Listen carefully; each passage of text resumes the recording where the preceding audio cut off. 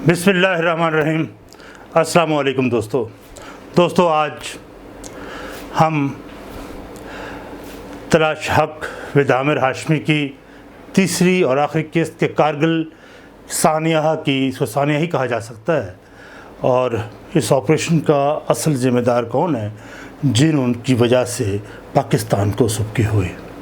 इससे पहले मैंने कर्नल इशफाक हुसैन का भी जिक्र किया कि उनकी किताब विटनेस टू द ब्लंडर में उन्होंने अपने एक स्टार्ट में पब्लिशर जो नोट होता है उस पर वो लिखते हैं कि witness to blunder is a view description of the miss adventure launched by a group of 4 generals eight Kargil. It reveals how ill-planned this operation was and how poorly it was executed without consulting the corps commanders, other services chiefs. The corps commanders, these generals not only failed to correctly assess the enemy's capabilities but also failed to cater for the needs of the troops. और ये उन्होंने ये बात करके फिर वो हमने general Shahid अज़ीज़ साहब की बात की।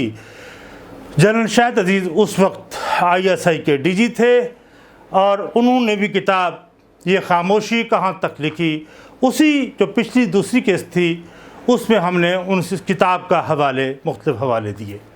तो वो कहते हैं कि MO की मीटिंग के बाद दूसरे दिन की खबरें अखबारात की ज़ीनत बनती और हुकूमत पर जारहाना तनकीद की जाती। इस तरह हुकूमत ख़ासा दबाव में आ गई। इस पर जनरल शाहिद अज़ीज़ ने उस हुकूमत के वफाकी वज़ीर इत्तलात व नशरियात मुशाहिद हुसैन से मुलाकात की और इस्तफ़सार किया कि हिंदुस्तान का मीडिया इस इशू को बढ़ा चढ़ा कर पेश कर रहा है, पूरी कौम को जंग के लिए तैयार किया जा रहा है, लेकिन हम इतने खामोश क्यों हैं। इस पर मुशाहिद हुसैन ने बताया कि नवाज शरीफ के अहकामात हैं कि इस बात को ज़्यादा ना उछाला जाए, इस वजह से मीडिया को दबा कर रखा है। इससे साफ ज़ाहिर होता है कि हम भागने को तैयार थे। अगर अवाम को ज़्यादा जोश दिलाया जाता तो जंग से निकलना मुश्किल हो जाता और हुकूमत को बहुत ज़्यादा सियासी नुकसान होता। श्रीनगर ज़ुजीला बाईपास द्रास कारगिल की सड़क जो जजीरा बाईपास से गुज़रती हुई द्रास और श्रीनगर के वस्त में है, सर्दियों में बर्फ़बारी की वजह से ये क्योंकि पास बंद हो जाता है, इसलिए बर्फ़बारी के आगाज़ से पहले राशन वगैरह का वहाँ ज़ख़ीरा कर लिया जाता है। लेकिन इसकी GSHQ की असेसमेंट की ये दूसरी गलती ये थी कि लेह के हवाई अड्डे पर फ़कत इंडियन एयर फोर्सेस के कार्गो का तखमीना लगाया गया था। हालांकि वो ये समझते थे कि इंडियन एयर फोर्स इस ऑपरेशन में हिस्सा नहीं लेगी और उनको सप्लाई लाइन बंद हो जाएगी। हालांकि निजी जहाज़ों के ज़रिए भी इसकी सारी ज़रूरियात को पूरा किया जा सकता था। इसके हवाले से भी गलत असेसमेंट इनको की हुई। इसलिए हालांकि हिंदुस्तान, इनको ये समझना चाहिए था कि हिंदुस्तान कोई छोटी सी कमज़ोर सी रियासत तो नहीं है जो अपने मफादात का दफ़ा ना कर सके। इसके अलावा लद्दाख से आने वाली सड़क पर भी तरसील होने वाला का सामान का भी दुरुस्त अंदाज़ा नहीं लगाया गया था। अगरचे दूसरा रास्ता नहायत तवील था, लेकिन एमरजेंसी में तरसील मुमकिन थी। जनरल शाहिद अज़ीज़ कहते हैं जब उन्होंने अगले हफ्ते ये इंकशाफात रिपोर्ट की शक्ल में NMOC में पेश की और बावर कराया, ये मफरूज़ा सिरे से ही गलत है कि सियाचिन तक पहुंचने वाली रस्ते मुनक़ता कर देने से इंडियन फ़ौज को वहां से निकलना पड़ेगा क्योंकि उन पर दबाव आ जाएगा, तो ये असेसमेंट गलत है। तो इस पर खामोशी हो गई और परवेज़ मुशर्रफ ने फिर इसे नज़रअंदाज करते हुए गुफ्तगू का मौजू ही बदल दिया, यानी सुनी अनसुनी कर दी। जिस तरह दुश्मन ने धोखे से खुफिया कार्रवाई करके सियाचिन पर कब्ज़ा कर लिया था, वैसे ही खुफिया तरीके से हम सियाचिन वापस लेना चाहते थे, लेकिन ये हमारा सारा मंसूबा बग़ैर किसी सोचे समझे, बग़ैर किसी हौसले के, बग़ैर किसी अज़्म के था। इस बार की मीटिंग में ये कहना छोड़ दिया गया कि कारगिल में हमारा मकसद सियाचिन का रास्ता काटना, दुश्मन को मजबूर करना था कि वो सियाचिन को वापस कर दे। इस बार मकसद फ़कत अब इस मीटिंग में था कि जान कैसे बचाई जाए मियाँ। तो जनरल शाहिद عزیز نے روسٹرم کے پیچھے کھڑے ہو کر جب کہا کہ جناب محترم میرے لیے تو میں سمجھتا ہوں کہ ہمارے لیے اب ایک ہی راستہ بچا ہے کہ ہم کشمیر پہ ایک نیا محاذ کھول دیں، تو پرویز مشرف یہ سنتے ہی آگ بگولا ہو گیا۔ حالانکہ یہ کوئی ایسی بے جا جنرل شاہد عزیز کی بات نہیں تھی۔ اگر اس وقت یہ حوصلہ کرتے اور کشمیر میں یہ فوجیں کمٹ کر کے اس پہ وہاں ایک آغاز کر لڑائی جنگ کو وہاں تک پھیلا دیا جاتا تو کارگل پر دباؤ ختم ہو جاتا، کارگل سے فوجیں ان کو وڈرا کرنی پڑتی اور ڈپلائی کرنی پڑتی کشمیر میں۔ لیکن پرویز مشرف کیونکہ اپنی انا کے ہاتھوں اس قدر مدہوش تھا کہ وہ یہ سنتے ہی غصے میں آ گیا اور کیا کہا، تو کہنے لگا یہ تم کیا کہہ رہے ہو، تم چاہتے ہو کہ میں بات کو اور بگاڑ دوں اور جنگ کو پورے علاقے میں پھیلا دوں۔ اس پر جنرل شاہد عزیز روسٹرم سے نکل کر باہر آئے اور اپنے ہاتھ کمر پر رکھ کر آپ نے کہا آپ نے جو سوال پوچھا ہے اس کا کوئی اور حل نہیں، مورچوں کو گرنے سے بچانے کے لیے اور طریقہ بھی نہیں، میں جنگ پھیلانے کے نہیں بلکہ آبرومندانہ طریقے سے اپنی فوج کو نکالنے کی تجویز پیش کر رہا ہوں۔ اگر آپ سے میری اس بات سے اتفاق نہیں کرتے تو کوئی اور طریقہ آپ پھر ڈھونڈ لیں جس سے ہمارے جوان دشمن کے نرغے سے بچ کر نکلنے میں کامیاب ہو جائیں۔ جنرل شاہد کہتے ہیں کہ جب NMOC کی میٹنگ ہو رہی تھی تو لیکن دوسری طرف کارگل کی سنگلاخ چٹانوں سے اور چوٹیوں سے ہماری پوسٹیں لگاتار گر رہی تھی۔ سوچا یہی جا رہا تھا کس طرح اپنی بچی کھچی عزت بچا کر وہاں سے نکلا جائے۔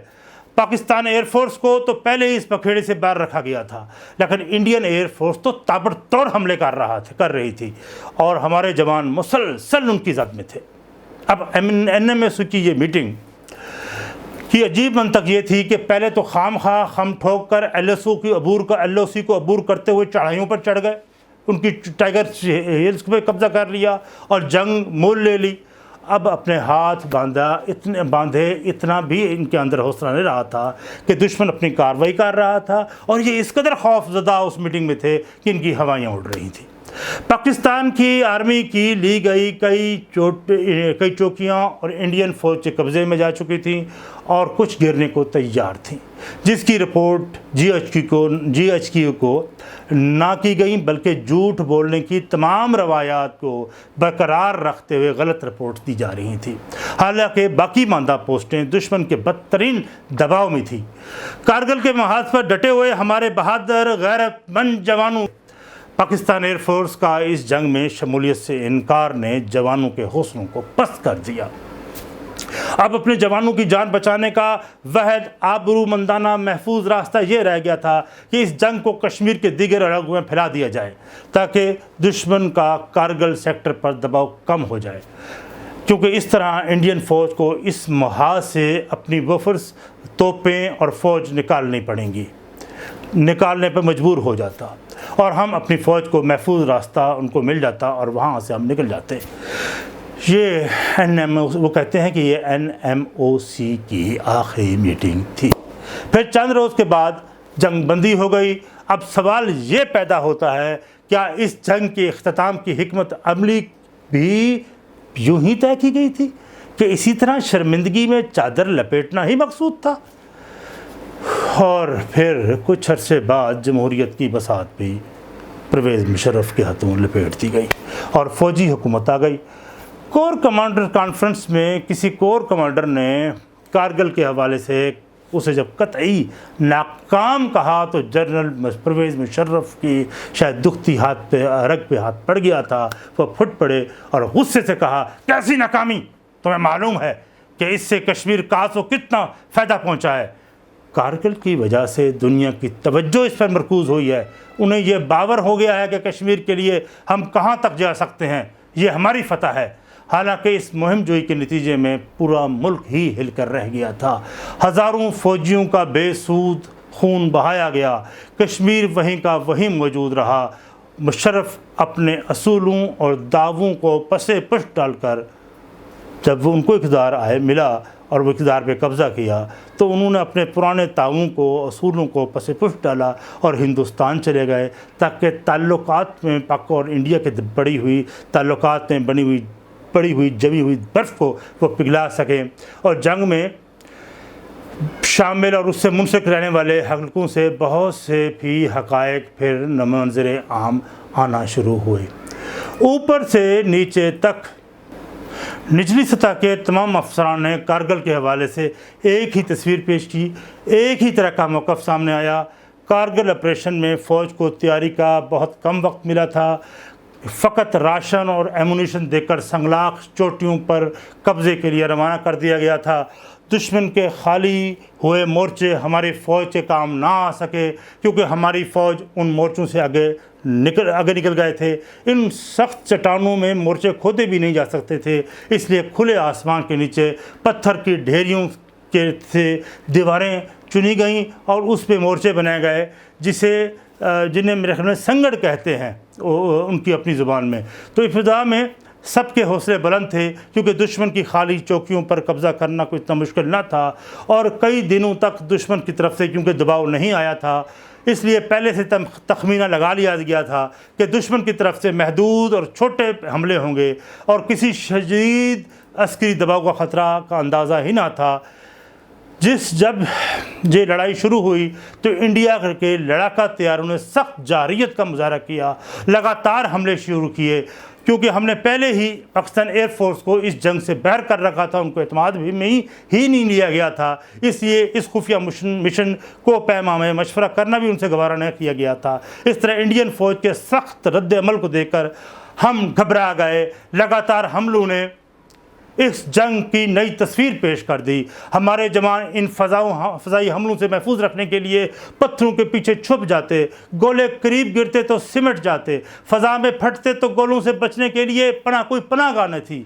ابتدا میں جب دشمنوں نے حملے کا آغاز کیا تو وہ چوٹیوں پر قبضہ نہ کر سکے کیونکہ انہیں ہمارے چٹان جوانوں سے سخت ظلم و مزاحمت کا سامنا کرنا پڑ رہا تھا، لیکن دشمن کی فوج میں اضافے سے وادی کو اس نے بھر دیا اور ہماری سپاہ کے تمام راستے مسدود ہو گئے۔ راشن کے خاتمے سے ہماری فوج کئی دن بھوکی رہی، زخمیوں کے رشتے خون پر کوئی مرہم نہ تھا، اور ہمارے باہمت جوان پاک فوج کے شیر دل سپاہی کمانڈر کیپٹن آخری گولی خون کے آخری قطرے تک لڑنے کا حوصلہ لیے برسر پیکار تھے۔ کتنی جگہوں پر جب انہیں واپس نکلنے کا حکم دیا گیا تو بہت سے فوجی افسران نے احکامات گوئی ماننے سے انکار کر دیا، اپنے سرخ نور زمین بکیرتے ہوئے بہادری اور شجاعت کی ایک نئی تاریخ رقم کر دی۔ ہم نے بلا مقصد انہیں افسوس کی اس آگ میں جھونک دیا اور کہا واپس آ جاؤ۔ پہلے کہا چلے جاؤ اور پھر کہا واپس آ جاؤ کہ غلطی ہو گئی۔ کسی جنرل نے یہ بھی سوچا کہ ان مخلص جوانوں کے خون کی قیمت کیا تھی؟ وہ اس نایاب خون کو مٹی میں ملا کر کیا حاصل کرنا چاہتے تھے؟ کسی نے ان کو اپنا بیٹا نہ سمجھا، اپنے ہاتھوں سے ہی انہیں مقتل کا پہنچا دیا۔ افسوس کہ ان کی لاشوں تک کو واپس نہ لیا گیا کہ فوج بدنام نہ ہو، اور موت کی کارزار وادی میں شہادت شجاعت دے کر شہیدوں کی تعداد بتانے سے ہم قاصر رہے۔ ہم کب تک اپنے جوانوں کا خون ان بے مقصد مہم جوئیوں میں بھیج کر بہاتے رہیں گے؟ کب تک اپنی کوتاہیوں کو فقط باتوں سے پردے چڑھاتے رہیں گے؟ جنگ اگر با مقصد ہو تو دوستو ہر سپاہی کے لیے اس پاک سرزمین کی مٹی کو اپنے لہو سے سینچنا فخر کی بات ہے۔ یقینی یہی ایک سپاہی کی زندگی کا مقصد ہے، لیکن جس جنگ کے مقاصد حقائق و نتائج سے شرمندگی چھپانے کی غرض سے جھوٹ سے ڈھانپنا پڑے تو اس جنگ کے لیے خون یوں ہی پتھروں پر بہا دینا کہاں کا انصاف ہے؟ یہ کیسی قربانی ہے؟ کس لیے یہ نوجوان قربان ہوئے؟ ہمیں کب تک یہ ترانے سنا کر ہمارے جوانوں کے جذبات کو ابھار کر یہ اس طرح کے فضول قسم کے مقاصد حاصل کرتے رہیں گے جن کے مقصد بھی کچھ نہیں، جو بے سود ہے؟ اب سوال یہ پیدا ہو کہ اس کارگل کا آپریشن یعنی آپریشن کوپہما یا انکوائری کیوں نہ کروائی گئی، اور اس ناکام مہم جوئی کے نتیجے میں پاکستان کو جس طرح کا نقصان پہنچا اور سبکی کا سامنا کرنا پڑا، بین الاقوامی سطح پر ساکھ کو ناقابل تلافی نقصان پہنچا، اس کی تلافی کیوں نہ کی گئی؟ اس آپریشن کے ذمہ داران کے خلاف کورٹ مارشل کیوں نہ کیا گیا؟ لیکن اس اہم سوال کا جواب ہم آنے والے اس وقت کے لیے اٹھا چھوڑتے ہیں جب یہاں اس ملک میں سچ اور انصاف کا راج ہوگا۔ بقول فیض احمد فیض، کدھر جانے کو رخ تھا، نہ کوئی جہاں ہو نہ کوئی منزل، کسی مسافر کو اب دماغ سفر نہیں ہے، یہ وقت زنجیر و روز و شب کی کہیں سے ٹوٹی ہوئی کڑی ہے، یہ ماتم وقت کی گھڑی ہے۔ آپ تمام دوستوں سے گزارش ہے کہ آپ میرے اس چینل کو تلاش حق ود عامر ہاشمی